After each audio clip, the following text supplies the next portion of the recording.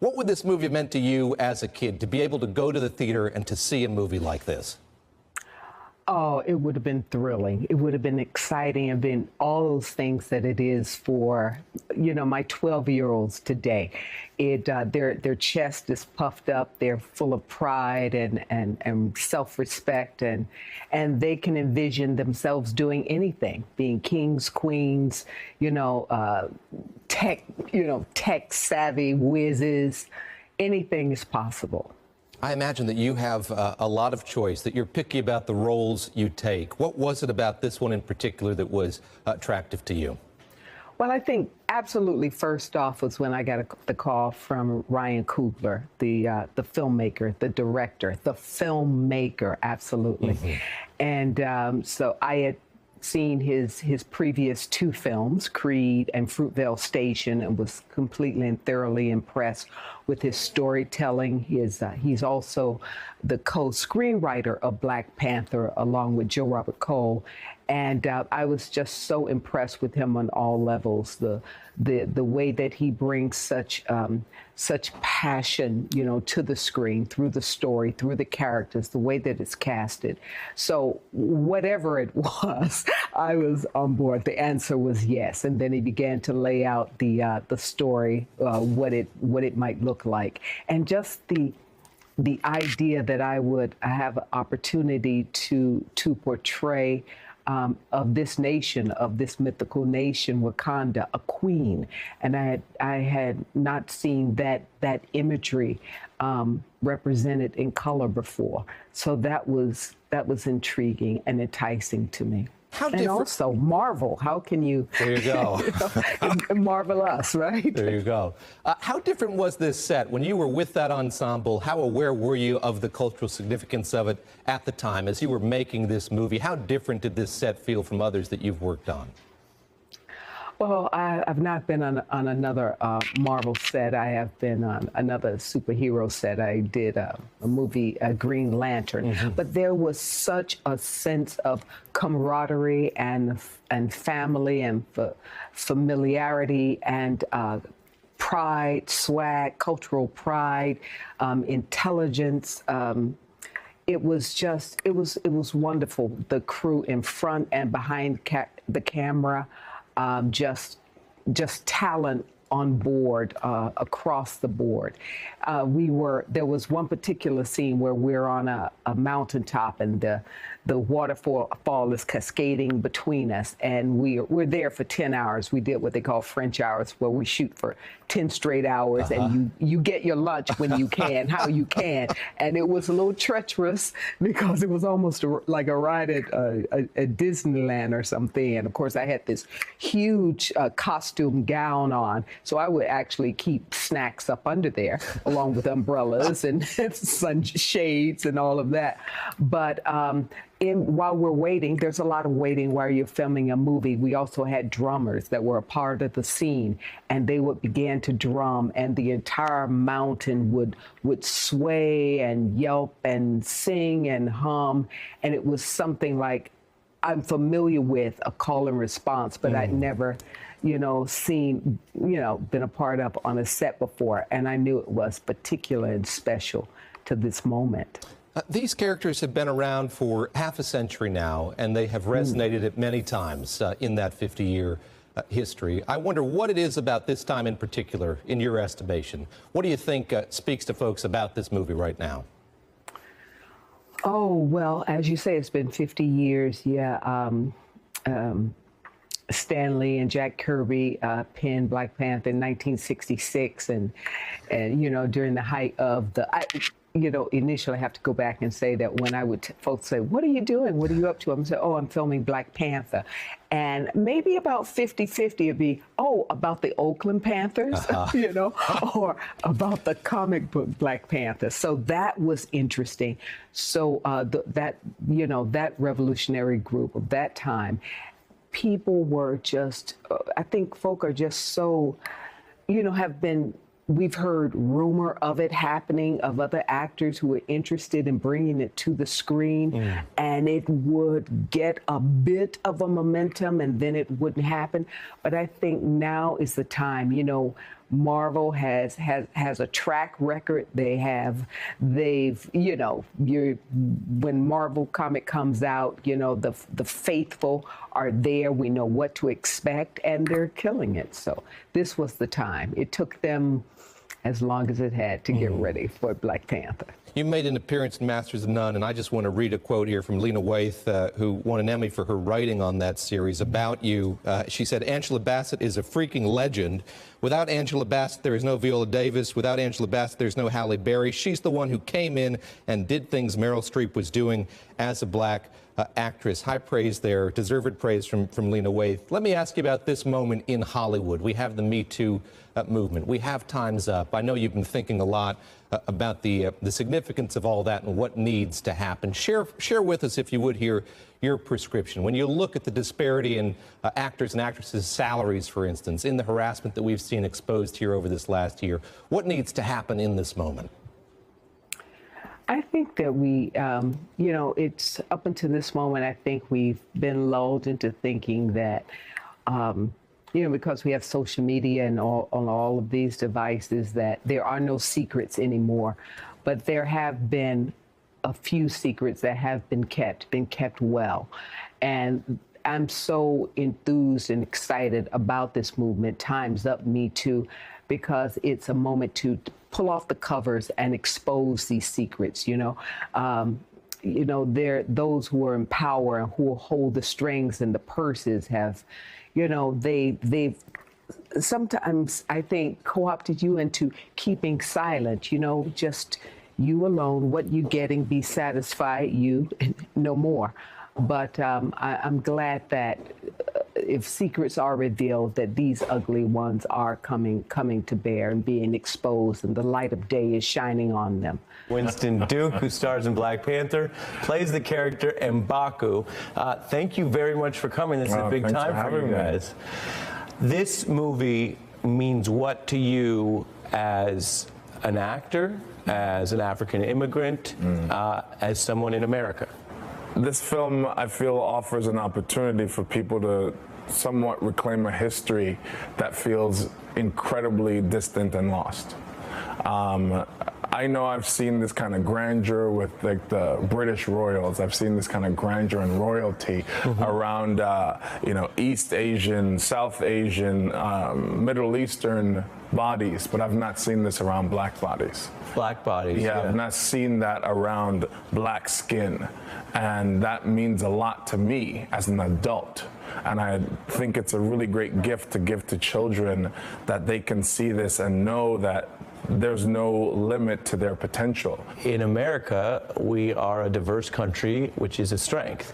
But people in the majority don't even think about necessarily representation in the culture. What does it mean when we look at this history that comics, that adventure films, that these kind of movies now have someone for people to look up to? We're continuing this history of trying to help people gain a sense of identity and for them to see themselves and know that they're present and that their stories are valid. When I was growing up, it wasn't always that I didn't see black people.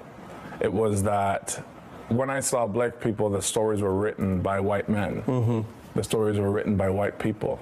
And it was up to us as actors, as artists, as creatives to bring a sense of integrity and reality to it. Let me bring in Jamil Smith, who I mentioned because he wrote this piece on Black Panther for Time magazine. Jamil, you listen to this conversation. For folks at home who haven't thought about the movie yet or heard as much about it, why does it mean so much? It's about having African American stories told through African or African American lens. So you're talking about a black director with a majority black cast with this kind of budget, and the first mainstream black superhero that was ever created, and certainly the most popular ever. So all those things things combined. In addition, you know, we think about who the director is, Ryan Coogler. Fruitvale Station, Creed are works that, you know, reflect, you know, African American realities with a frankness and starkness that I think is uncommon for Hollywood. And I want to read from another piece by Carvel Wallace, who says, this is a vivid reimagination of something Black Americans have cherished for centuries, Africa as a dream of our wholeness, greatness, and self-realization. Jamil, you're talking about who owns history, who writes history, or in this case, how fantasy intersects with history, and it comes at a time that we have a president with his own fantasies about how he defines Africa. Right. I mean, certainly we have a president in Donald Trump who does not seem to visualize an African-American future in the same way that we, as Black people, certainly do. I think there's a lot of universal themes that if people are sort of, you know, scared away by the politics, they will understand that, you know, things will apply to their lives as well. It's not simply, you know, a reflection of one particular reality, but in a way to articulate, you know, how we can all see ourselves through an African American lens. Well, it's interesting you use that phrase. If people are more scared by the politics than by what's supposed to be scary in the movie, how did your experience growing up in Trinidad and Tobago influence this? Because it's about both fantasy, it's about Africa, and then, as we've discussed, it's also about the African American experience. I think what's really brilliant about this film is that it continues and engages in a lot of really great discussions. It's kind of questions of what does it mean to be a citizen, and what do you owe, and